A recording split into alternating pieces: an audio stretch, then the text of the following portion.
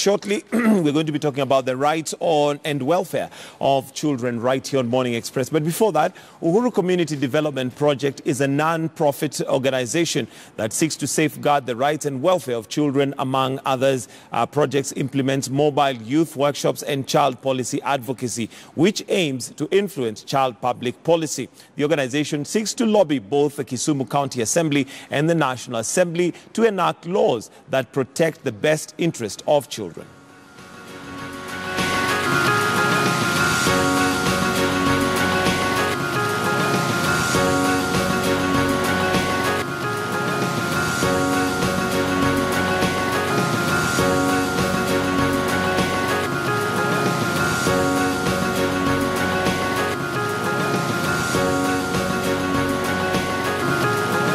I decided while I was still a child that I would do something so that children don't live the kind of life that I led as a child. So I'm actually giving back to the children what I could not get as a child. And this is what motivates me and what keeps me going so that we have a better world for every child.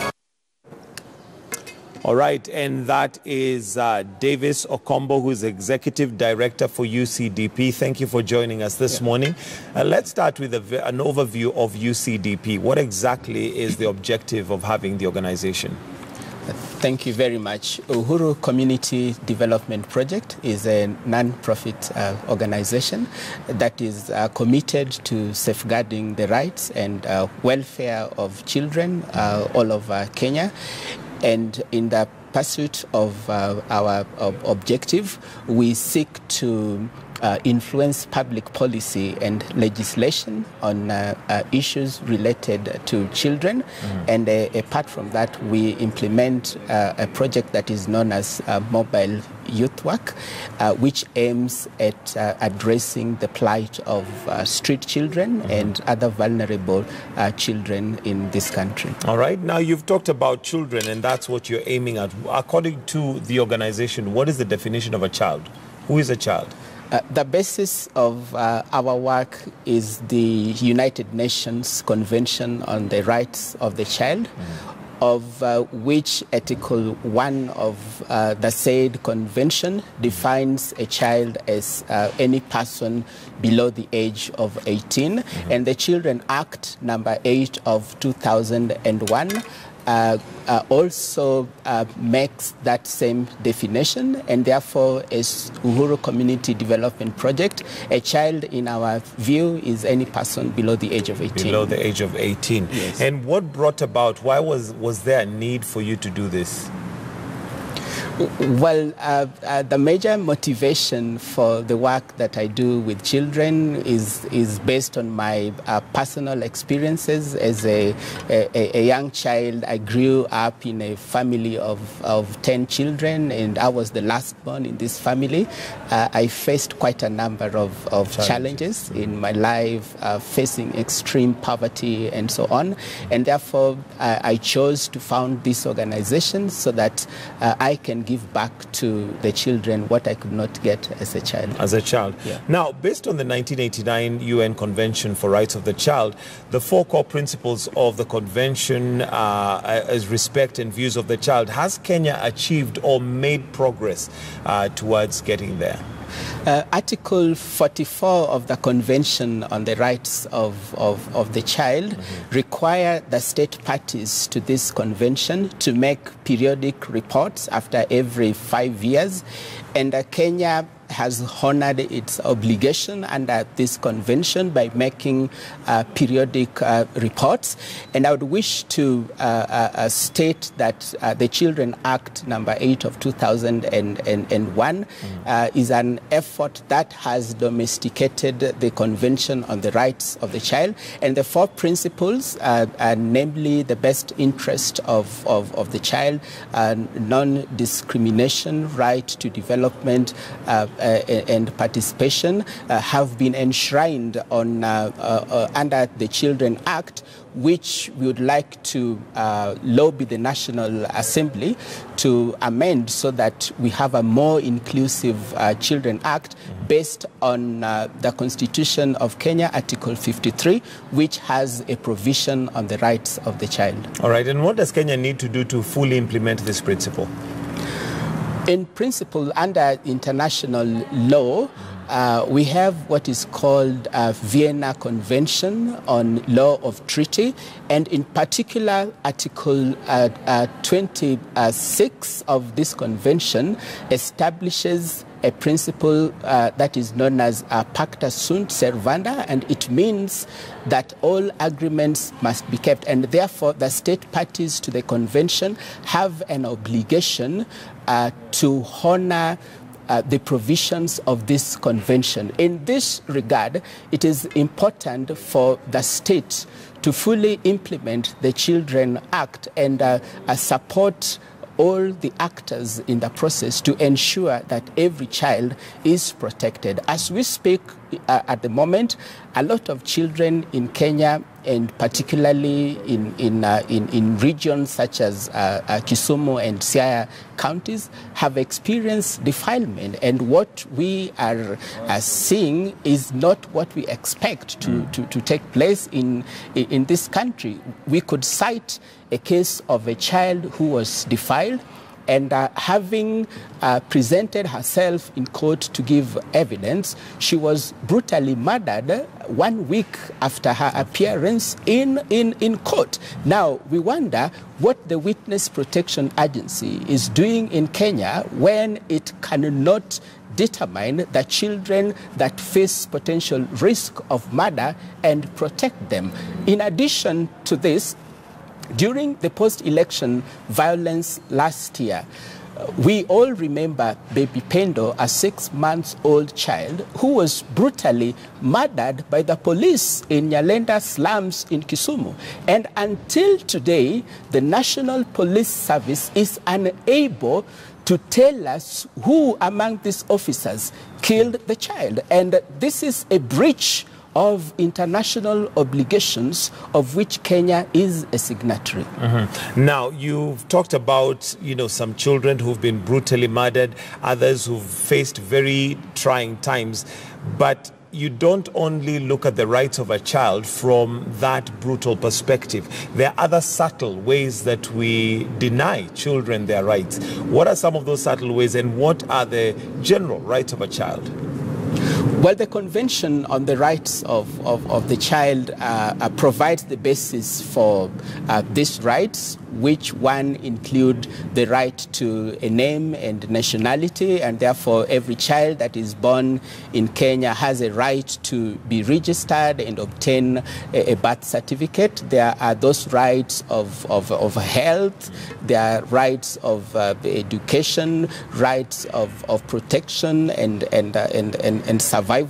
And I also wish to state that as much as we talk about the rights of the children, both the UN Convention on the Rights of the Child and the African Charter on the Welfare and Rights of the Child, as well as the Children Act of 2001, have a provision on the responsibilities and the duties of children. Therefore, the rights of the children go hand in hand with the responsibilities of the children. Okay, and also, parents, guardians, caregivers, what information would you like to give them to ensure, or maybe signs that they can look out, especially when their children are being abused? Because most of the statistics show us that abusers are not strangers to the children.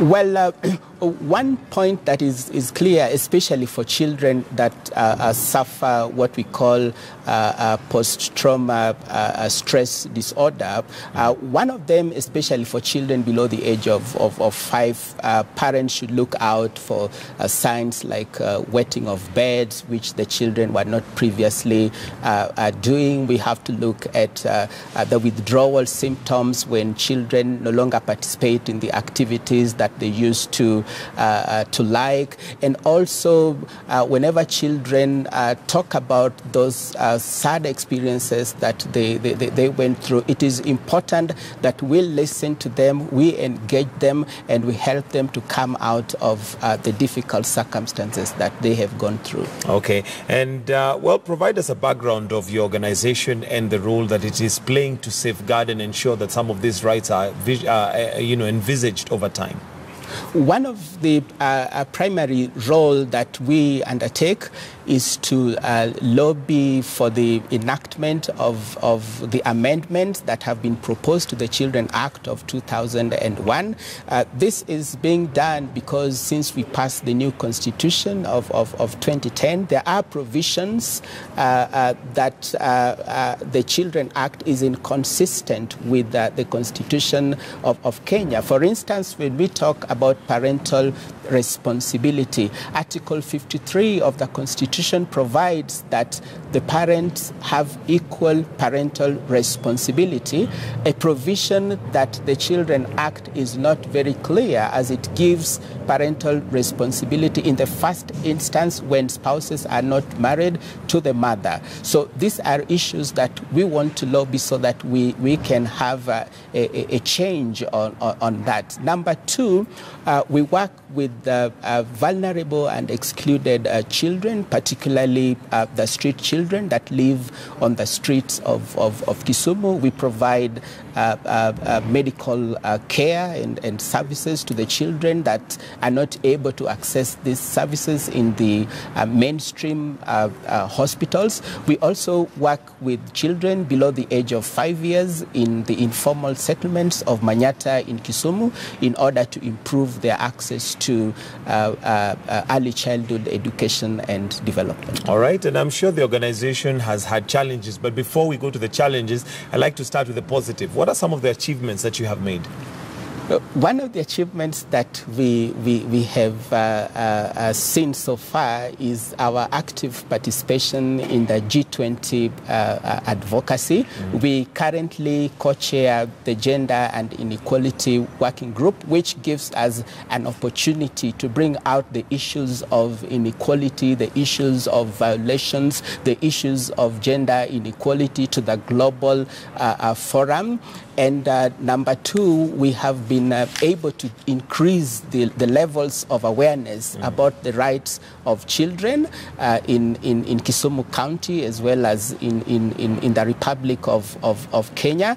And thirdly, we have promoted the access and transition to secondary education. And since we were founded in 2004, we have been able to support 65 children to access secondary education in Kenya. And we count this as some of the milestones that we have seen in our work with the children. All right, challenges?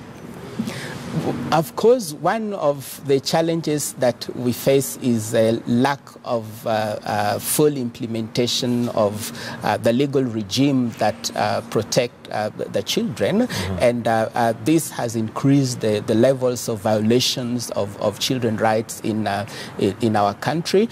Number two, we have challenges with resources, both financial and human resource, and that's why we believe we want to lobby the state also to commit additional budgetary allocations to issues that relate with the rights of the child. And last but not the least, there are challenges that emanate from the culture, particularly in our region in Kenya, where certain practices such as child marriages and female genital mutilation appear to be culturally acceptable in this republic. And these are the challenges that make the work increasingly difficult. And is your organization spread out through the whole country, or are you in certain counties, for starters?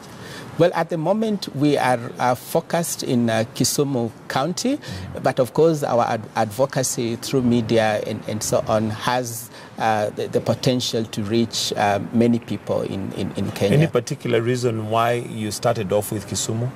Could it be because of the statistics, or is there a particular reason why you started off with Kisumu? You know, when we started this work, while I was still very young, we didn't have access to financial resources, and therefore I started right in the region because I'm born in Kisumu, and I could see the children suffering in the... You had first-hand experience of what was going on. Exactly, that's why Kisumu was the first choice, because I lived there and I know the children that go through difficulties. Okay, but nationally, I'm sure you probably have access to statistics. Nationally, how prevalent is some of these abuses and the lack of, rights for children?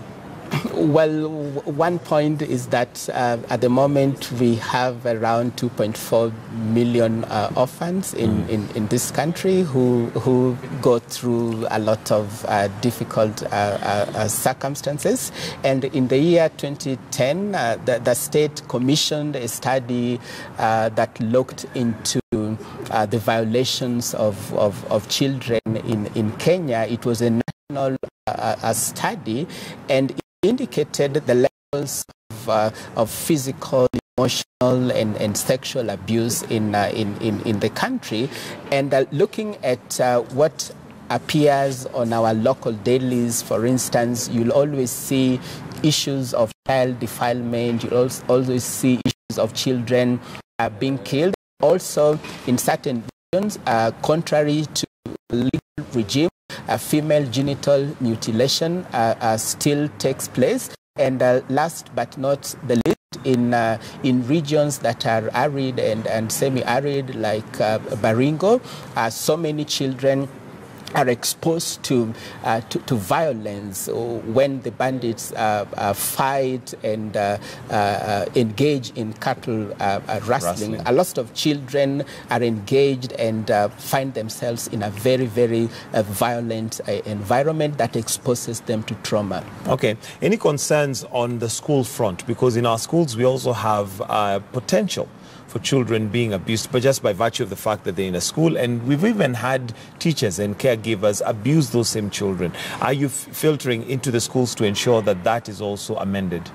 First, we condemn in strongest possible terms the abuse that goes on in school, because the Children Act of 2001 outlaws corporal punishment, and we still see some teachers physically abusing the children. There have also been cases of teachers being engaged sexually with the children, and although TSC has been able to interdict some of these teachers, we think that the due process of the law needs to follow. Therefore, I'd like to appeal to both Teachers Service Commission, the Ministry of Education, and Kenya National Union of Teachers to pay closer attention to the rights of the children, so that teachers do not abuse their power and authority in schools to abuse our own children. All right. Thank you very much, Davis Okombo, who is the Executive Director for Uhuru Community Development Project. Thank you for joining us this morning.